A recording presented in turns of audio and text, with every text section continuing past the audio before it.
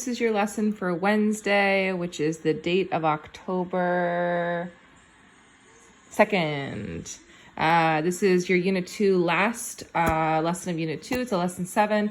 It is a flex lesson, which means this is optional. I don't see any reason to cut it. I think it's a strong lesson and I want to have it in front of you guys. So we're going to first think about what is our skill today. So today I'm going to model it differently. I have a couple questions that I'm going to go after. The first thing I would ask you to do if we were sitting next to each other is I would say, what is the big idea that we want kids to walk away today, tomorrow, and every day with? And so the way in which I do that is I start to go through my lesson and I ask myself, what are the things that are tricky or complicated that I want kids to understand and walk away with? So I start generally here in the what key points. I go to the how key points for a little bit of my mastery components. I'll label this T-TED just so that it's like a place where I get it from. I also get my T-TED from the AIM. And then my T-TED also comes from practicing the math itself. And so being able to see what is the big key takeaway. So I might start by saying the skill of the T-TED statement, because it says in math, questions about graphs often ask people to combine information and or compare information. And so I could do something really lame, like copy this down, or I could say today, tomorrow, and every day, scholars will be able to create pictographs and graphs from a data set. I think that that's good, but not great, because it doesn't actually think through what's the thinking kids need to be able to do.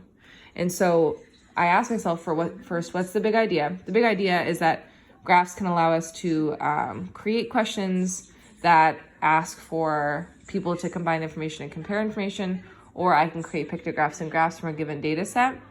But I really want to think, what is the thinking kids need to be able to do? So the thinking that kids need to be able to do is they need to think about given information and then use the given information to create pictographs and graphs, and then grapple with that information to answer or craft story problems.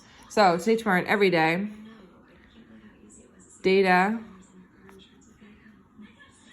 can be displayed in graphs to allow for problem solving. That's really basic. So then the mastery components after that, and I'm going to bucket them down here. I'll put an M for mastery. The mastery components I want to see first, I want to see analyze. Oh, that's not how you spell analyze. Analyze and interpret data set. Use data to create, wow, I can't spell. Wow. Create graph. And this is both pictograph and bar graph. 3,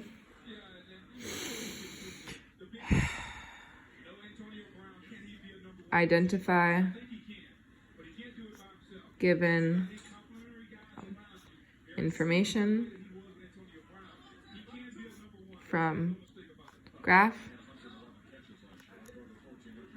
craft questions based on given information. So as an adult, I'm going to go back through right now and ask myself, I have my questions next to me. What supportive strategies do kids need to get mastery on? And how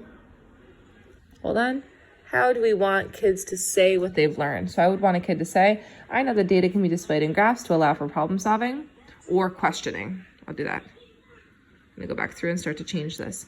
First, I analyze and interpret a data set. I use that data to create graphs. I can then identify given information from graphs, and then I can craft questions based on the given information, and I would even put down here, answer them.